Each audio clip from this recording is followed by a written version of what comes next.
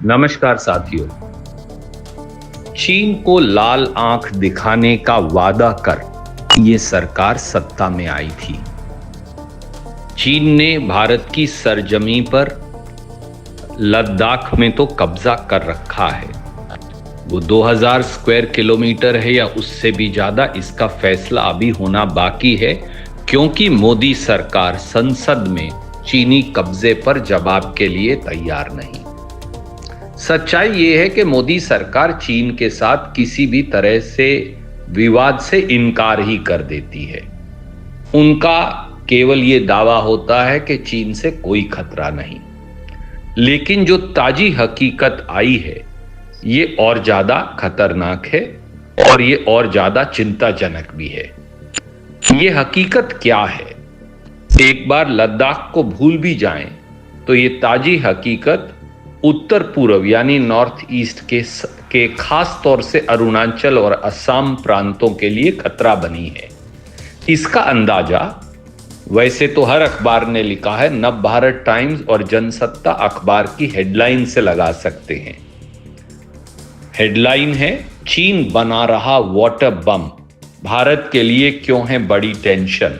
समझ लीजिए पूरी बात। यह नव भारत टाइम्स की हेडलाइन। और चीन से पैदा हुए नए खतरे की पूरी बात समझने से पहले जनसत्ता अखबार की हेडलाइन को भी देख लीजिए। ब्रह्मपुत्र पर बांध, चीन की चाल से भारत और बांग्लादेश में बाढ़ का बढ़ेगा खतरा, कई इलाके होंगे त्रासदी के शिकार। यही हेडलाइंस डेक्कन हेरल्ड हो, इंडियन एक्सप्रेस हो, देश का कोई ऐसा अखबार नहीं जिसमें नहीं है। अब चीन से पैदा हुए इस नए खतरे पर मोदी सरकार मौन धारण करे बैठी है। यानी जब रोम जल रहा था तो नीरो बांसुरी बजा रहा था। ये विवाद है क्या? चीन असल में तिब्बत के पूर्वी हिस्से में यारलुंग जागंबो नदी पर दुनिया का सबसे बड़ा बांध बनाने जा रहा है। हमारे लिए चीन से आने वाली ये नदी जीवन देवनी भारत में ब्रह्मपुत्रा के नाम से जानी जाती है। आसान शब्दों में अगर मैं कहूं तो चीन ब्रह्मपुत्र नदी पर दुनिया का सबसे बड़ा बांध बनाकर उसके पानी को पूरी तरह से अपने नियंत्रण में करने जा रहा है। जिस समय ये ब्रह्मपुत्र नदी अरुणाचल और असम जैसे इलाकों को पानी की जरूरत होगी, उस समय चीन पानी को अपने बांध में रोककर यहां सूखा ला सकता है। और जब मॉनसून के समय में अपने पूर्वोत्तर के यानी नॉर्थ ईस्ट के राज्य बाढ़ की चपेट में होते हैं, तब वो बांध से पानी छोड़कर यहां बाढ़ की विभीषिका को और बढ़ा सकता है। यानी अपने देश का पूरा नॉर्थ ईस्ट के प्रांत अब चीन के रहमो करम पर टिके रहेंगे। चीन से पैदा हो रहे इस खतरे का मसला यहीं खत्म नहीं हो रहा।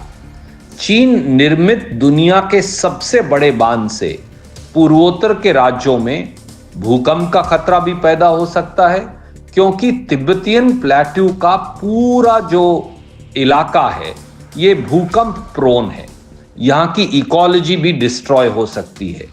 कुछ ऐसा ही खतरा बांग्लादेश में भी पैदा हो सकता है, क्योंकि ब्रह्मपुत्र नदी भारत से निकलकर बांग्लादेश में जाती है। चीन की नीति और नियत पर संदेह ये देखकर और बढ़ जाता है कि वो इस बांध से जुड़े पूरी प्लान, आंकड़ों, तथ्यों को छुपाकर रख रहा है। दुनिया के किसी देश को, खास तौर से भारत और बांग्लादेश को, इस बांध के बारे में सही जानकारी नहीं दे रहा। चीन के इस बांध की जानकारी भी कुछ इंडिपेंडेंट रिपोर्ट से मिलती है। अब कुछ बातें देखिए। ये भी खबर है कि चीन इस बांध के निर्माण में कई 20 किलोमीटर लंबी पहाड़ के अंदर से टनल बनाएगा।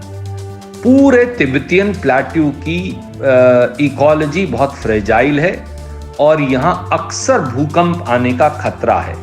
ऐसे में क्या हिंदुस्तान का नॉर्थ ईस्ट सेफ रह पाएगा? एक सवाल यह भी आता है।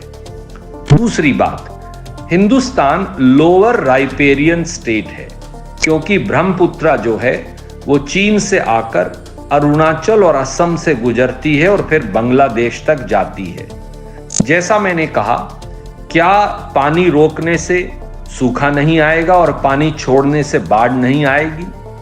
चीन जो है वो अब हमेशा हमारे ब्रह्मपुत्र नदी के पानी का नियंत्रण रख पाएगा। तीसरा, ब्रह्मपुत्र तो अंतर्राष्ट्रीय नदी है, क्योंकि वो चीन से होकर फिर हिंदुस्तान और फिर बांग्लादेश जाती है। तो चीन ऐसे बांध का निर्माण बगैर हमारी सहमति और पूरे तथ्यों और आंकड़ों के बगैर कैसे कर सकता है? और चौथा, चीन के साथ हमारा इंस्टीट्यूशनल मैकेनिज्म है जो क्रॉस बॉर्डर रिवर्स को डिस्कस करता है।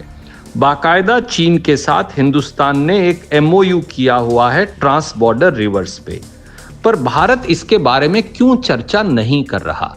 सवाल यह है कि मोदी सरकार जब NSA को भेज सकती है तो फिर इतने बड़े, जिसको अखबार वाटर बॉम्ब की संज्ञा दे रहे हैं, और ब्रह्मपुत्र नदी से हमारे पूरे उत्तर पूर्व को खतरा हो सकता है क्योंकि पानी ही ना सूख जाए या बाढ़ ना आ जाए, तो भारत सरकार चुप क्यों है? अब चलिए, जब मोदी मोदी बोलते हैं तो दुनिया सुनती है, इसका दावा करने वाली मोदी सरकार ने चुप्पी क्यों साधी है? मोदी सरकार ने चीन से पैदा हुए इस नए खतरे पर मुंह क्यों नहीं खोला है? जैसे मणिपुर के मुद्दे पर सरकार के मुंह में दही जम जाता है, तो चाहे वो लद्दाख पर चीन का कब्जा हो और अब ब्रह्मपुत्र पर यह बांध हो, चीन का नाम आते ही मोदी सरकार को सांप सूंघ जाता है। इस मामले में भी यही होता दिख रहा है। ऐसे में सवाल तो उठता है और पूछा भी जाना चाहिए कि जो मोदी सरकार चीन के सामने ठीक से सांस लेने की हिम्मत नहीं जुटा पा रही, वो चीन से पैदा हुए इस नए खतरे से कैसे निपटेगी? आइए देशवासियों, साथियों, इस सवाल पर गंभीरता से विचार कीजिए और भाजपा के हर नेता कार्यकर्ता से ये सवाल पूछिए, क्योंकि यही राष्ट्र धर्म भी है और राष्ट्र हित भी। नमस्कार, जय हिंद।